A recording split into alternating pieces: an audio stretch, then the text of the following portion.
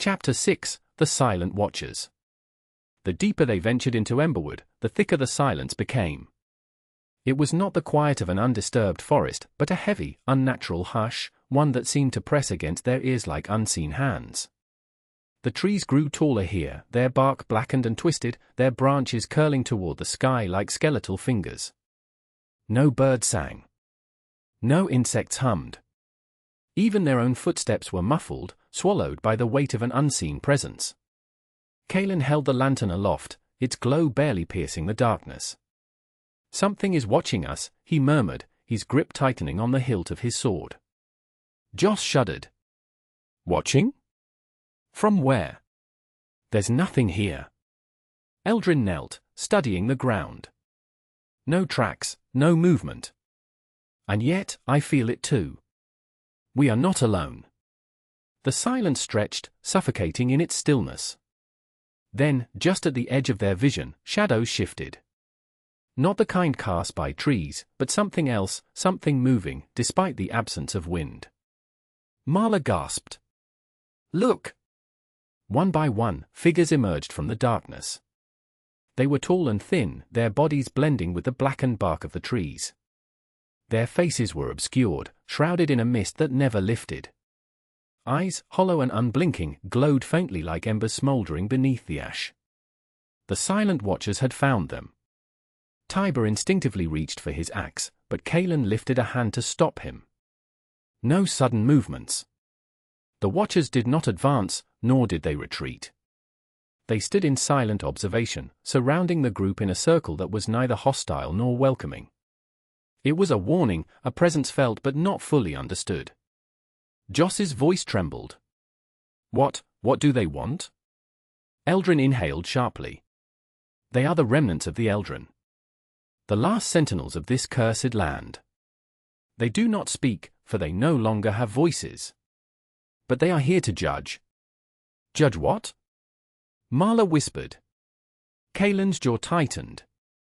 "Our worth. Our purpose. If they find us lacking." A sudden gust of wind swept through the clearing, though no leaves rustled. The watchers raised their hands in unison, and a soundless question echoed through their minds.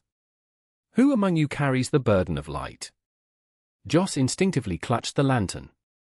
The watchers' heads turned toward him, and a deep thrumming filled the air. The judgment had begun. Chapter 7: The Curse of Stone. The moment Joss lifted the lantern, the watchers moved.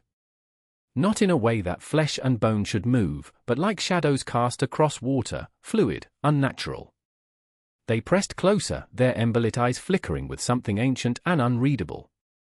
Kalen held out his arm, shielding Joss. "Stay back."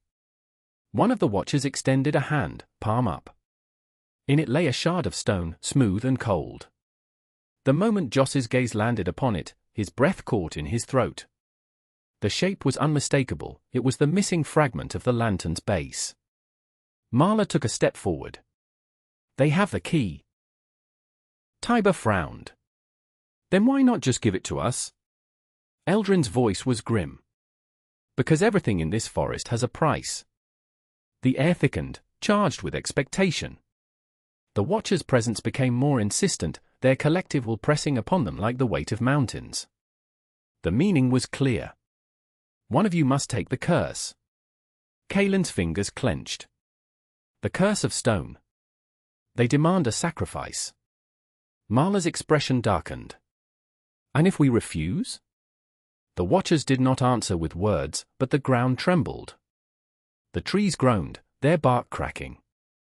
The shadows thickened, creeping closer like an encroaching tide. Joss looked to his companions, his heart hammering in his chest. Someone had to bear the burden. Someone had to take the curse.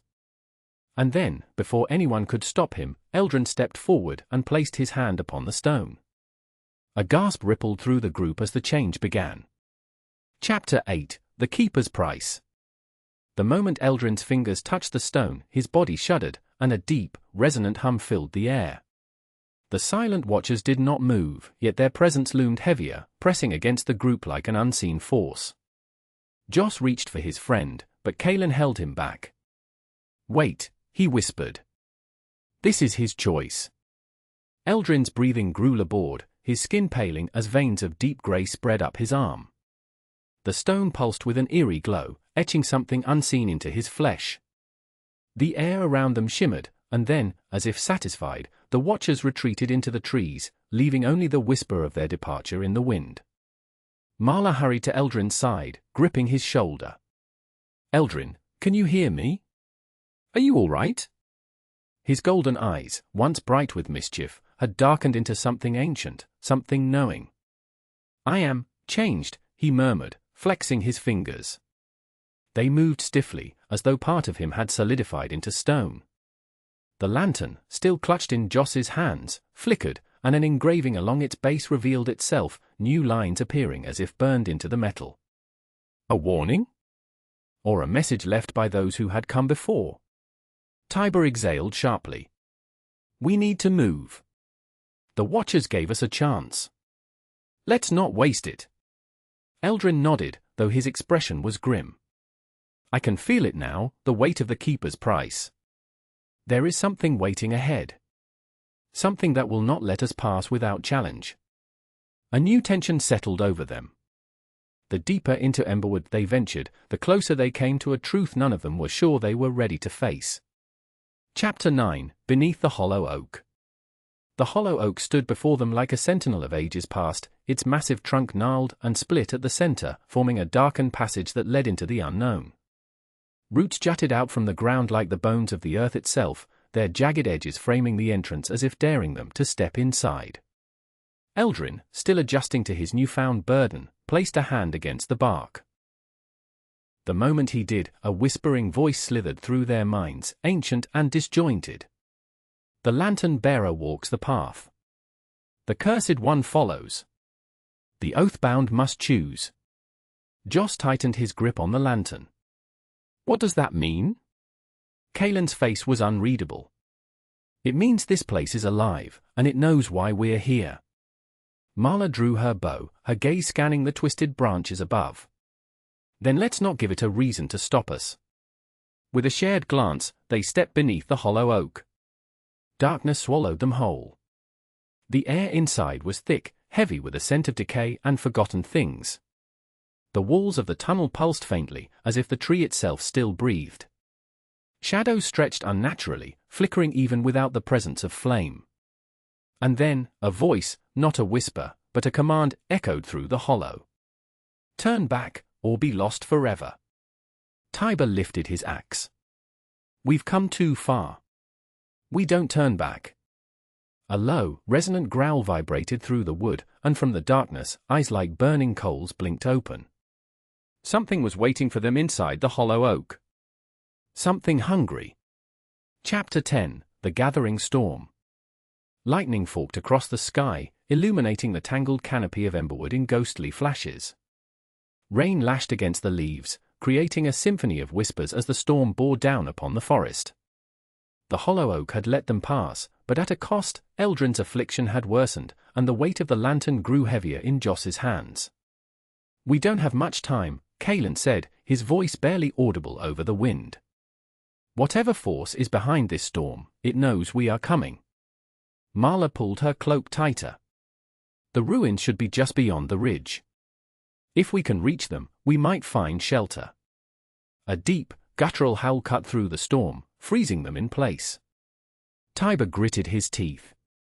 "That's not the wind."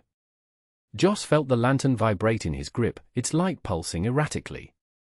Shadows moved at the edge of their vision, massive figures shifting between the trees, their glowing eyes locked onto the intruders. "Wraithwolves," Eldrin rasped, his voice strained. "They hunt under the storm's cover. They won't stop until they've taken what they seek." Joss swallowed hard. "Witches?" Eldrin turned to him, the veins of stone in his skin glistening like wet rock. "The lantern. And the one who carries it." The first wolf lunged, its body wreathed in tendrils of mist, its fangs catching the flickering light. The battle for survival had begun.